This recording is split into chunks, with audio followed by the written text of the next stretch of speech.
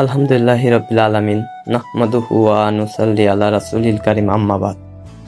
আসসালামু আলাইকুম ওয়া রাহমাতুল্লাহ। আশা করি আপনারা সকলে ভালো আছেন। আপনারা হয়তো ভাবছেন যে রাতের বেলায় আমি কেন খামারে এলাম। তো আমি খামারে আসার কারণ হলো আমাদের কোয়েল পাখির খাবার শেষ হয়ে গেছিল, তো সেটাই দিতে এসেছি। আর আমাদের কোয়েল পাখিগুলোর এখন এরকমই অভ্যাস হয়ে গেছে যে এগুলো রাত ছাড়া ডিমও পায় না। ওই দেখুন ডিম দেখা যাচ্ছে, মাশাআল্লাহ, সকলে মাশাআল্লাহ বলবেন। আর আমাদের কোয়েল পাখি আছে এখন আপনার 31 পিস।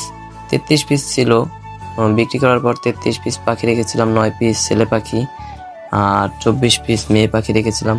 তো আপাতত 23 পিস মেয়ে পাখি আছে আর 8 পিস আছে ছেলে পাখি।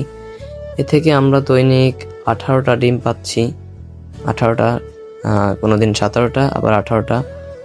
তো ডিমের প্রোডাকশন আস্তে আস্তে আরেকটু বাড়বে, আমার জানা মতো আরেকটু বাড়বে। আর খাদ্য হিসেবে আমরা দিচ্ছি নারিশ এখন দেয়া হচ্ছে নারিশ লেয়ার 1, যেটা ওই যে ভুট্টা ভাঙ্গা, যেটা লেয়ার 1।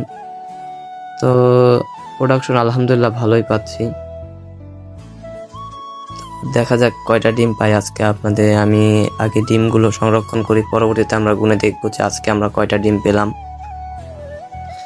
তো ডিম বার করা হয়ে গেছে সবগুলো, তো এখন গুনার পালা। দেখা যাক যে কয়টা ডিম আজকে পেলাম। আর আমাদের কোয়েল পাখির ডিমগুলো আগে আকৃতি অনেক ছোট ছিল, কিন্তু এখন ডিমের আকৃতিটা অনেক বড় হয়েছে। তো ডিমগুলো গুনে দেখি, 1টা 2টা 3টা 4টা 5টা 6 7 8 9 10 11 12 13 14 15 16 17 18। তো আজকে আমাদের কোয়েল পাখি সেমি ডিম পেরেছে 18টাই। তো এখানে প্রোডাকশন বাড়েও নি কমেও নি। তো 18টা ডিম, আলহামদুলিল্লাহ, আল্লাহর কাছে লাখো শুকরিয়া। আর কে কে কোয়েল পাখি পালতেছেন বা কোনো খামারের সাথে যুক্ত বা হাঁস মুরগি পালতেছেন, আপনারা কমেন্টে জানিয়ে দিতে পারেন। আর একটা কোয়েল পাখি দৈনিক খাবার খায় হলাম আপনার 20 থেকে 25 গ্রাম। আর অনেকে বলে যে 30 গ্রাম খাবার খায়, কিন্তু আসলে অত খাবার লাগে না। আমি যেটুকু দেখলাম যে একটা কোয়েল পাখি দৈনিক 20 থেকে 22 বা 23 গ্রামের ভিতরেই আপনার হয়ে যায়, এর থেকে বেশি খাবার এরা খায় না। আর আমরা আমাদের পাখিগুলোকে কৃমির ডোজ আর রানীক্ষেতের ভ্যাকসিনও করে দিয়েছি, যেটা আপনাদেরকে আমরা দেখাতে পারিনি।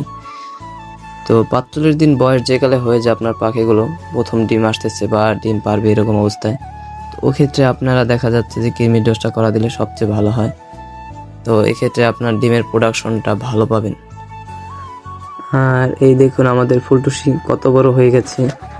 তো সকলে দোয়া করবেন। আর এও কিছুদিনের ভিতরেই ডিম পারবে। এ হয়তো এখনো ডিম পারেনি আমার জানা মতে, কারণ এর ওয়েটটা একটু কম। এখন এর ওয়েটটা অনেক বেশি, অনেক ভার লাগে। মনে হচ্ছে কিছুদিনের ভিতরে এটাও ডিম পারবে। তো আপনারা সকলে ভালো থাকবেন। আর আমাদের ভিডিও ভালো লাগলে চ্যানেলটা সাবস্ক্রাইব করে আমাদের পাশে থাকবেন। আল্লাহ হাফিজ।